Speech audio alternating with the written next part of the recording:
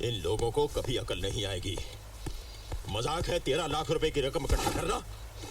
रेंग तो सकते नहीं और चले हैं छलांग मारने।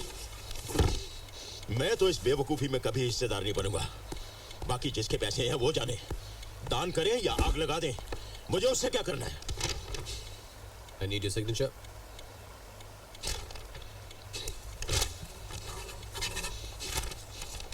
यही चाहते थे ना तुम, इस जेल से छुटकारा। लो, मिल गई आजादी तुम्हें। अब जाके बाप की दौलत उड़ाओ और दोस्तों के साथ ऐश करो। तुम्हारे लिए तो जिंदगी इसी का नाम है।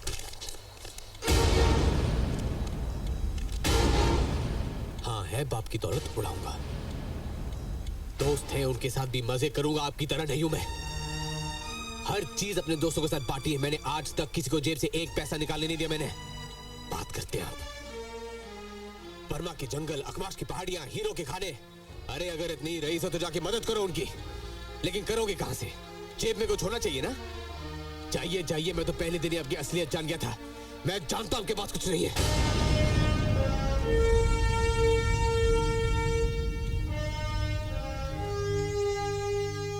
हाँ, सच कह रहे हो तुम। नहीं है पैसे मेरे पास। झूठ बोलता आया हूं जिंदा रहने के लिए। 13 बरस का था मैं जब बाप का देहांत हो गया। मां और 5 भाई बहनों का बोझ मेरे कंधों पर आ गया। जिस उम्र में हाथों में खिलौने होते मैंने हथौड़े थाम लिए। भाई बहनों के लिए ही जीने लगा। उनके खुशहाल चेहरे देखकर मुझे लगता था कि मैं बड़े भाई का नहीं बल्कि बाप का फर्ज अदा कर रहा हूं। वक्त गुजरता गया। धीरे धीरे मुस्कुराते चेहरे बदलने लगे। कर्ज उठाकर अमीर घरानों में ब्याई बहनों के लिए मैं एक गरीब भाई था और साहब बने हुए भाइयों के लिए शर्मिंदगी। एक दिन शाम को जब मैं घर जल्दी लौट आया तो अपने भाई बहनों के मुंह से अपना नाम सुनकर दरवाजे पर ही रुक गया। छुपकर मैंने उनकी सारी बातें सुनी। मुझसे छुटकारा पाने के तरीके खोजे जा रहे थे और एक वक्त था कि जब मेरे घर लौटने की राह देखी जाती थी। सुनने के लिए और रह ही क्या गया था। सोचा कहीं जाकर खुदकुशी कर लूं,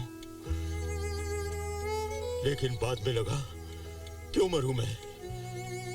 अब तो मैं आजाद हूं, जी सकता हूं वो जिंदगी जो हमेशा जीने की ख्वाहिश रखी थी।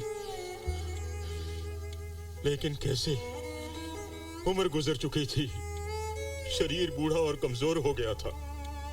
कहानियों के सिवा मेरे पास कुछ था ही नहीं। उन्हीं का सहारा लेकर मैं यहां चला आया। और जब पहले दिन सैफुद्दीन ने मुझसे पूछा कि आप कहां से आ रहे हैं, तो बगैर कुछ सोचे हुए मैंने कह दिया बर्मा से। उसके बाद तो सब कुछ आसान हो गया। अब तो सब कुछ पता लग गया ना तुम्हें, तो जाओ जाकर कह दो सबसे कि मैं कितना झूठा आदमी हूं।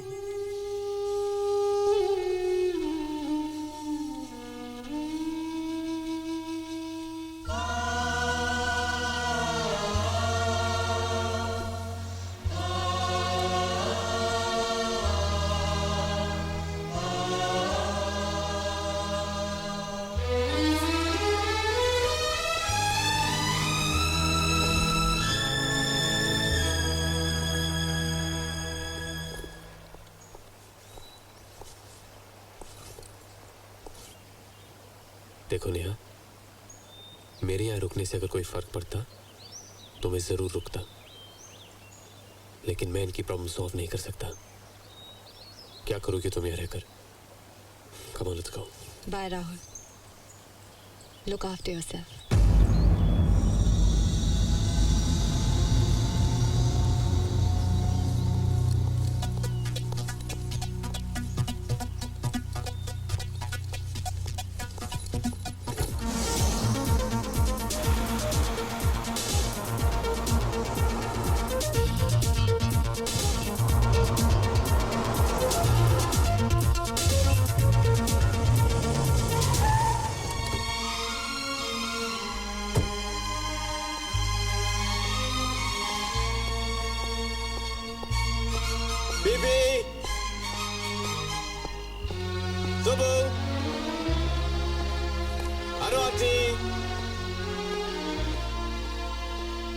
सैफु,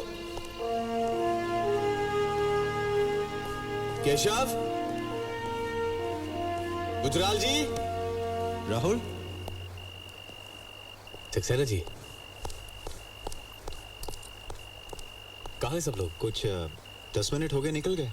निकल गए, लेकिन कहाँ? पता नहीं।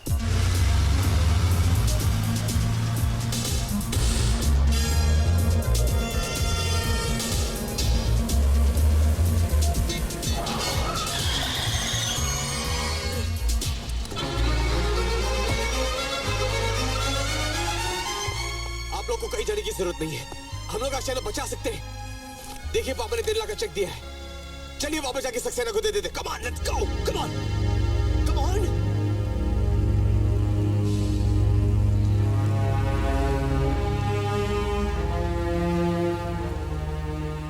हम जब भी कहीं जाने की कोशिश करते हैं, तुम हमेशा हमें रोक देते हो।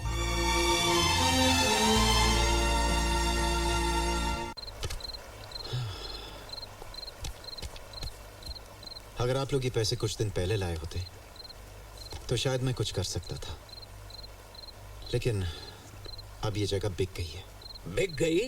लेकिन तुम तो कहते थे कि बैंक के पास गिरवी रखी है, फिर बिक कैसे गई? कर्जा उतारने के लिए बेचनी पड़ी। विक्रम, सच सच बताओ, मामला क्या है? मामला ये है कि आप लोग यहाँ पर नहीं रह सकते क्योंकि मैंने ये जगह अरोरा बिल्डर्स को बेच दी है, और कल से वो लोग अपना रिसोर्ट का काम यहाँ पर शुरू करने वाले हैं। विक्रम, तुम्हें हक किसने दिया ये जगह बेचने का? पंडित जी अपनी सारी प्रॉपर्टी आशियाना ट्रस्ट के लिए छोड़ गए थे, तुमने इसे बेचा कैसे? पंडित का सॉलिसिटर मैं था,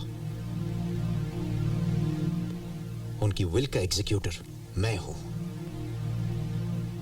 इस जगह का हर फैसला करने का पूरा अधिकार है मुझे।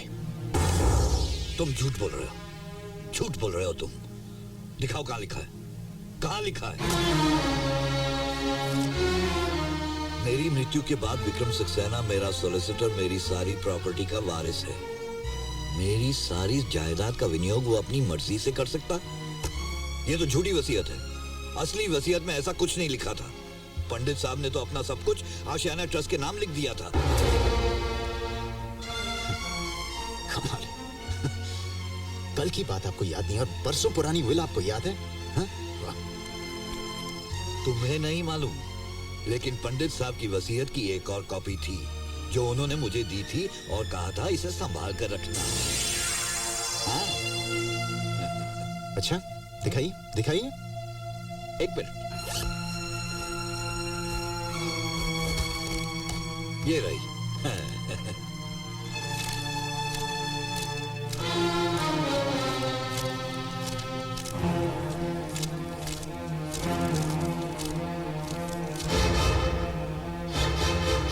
थी, इसमें थी। अच्छी कोशिश थी। Now get out.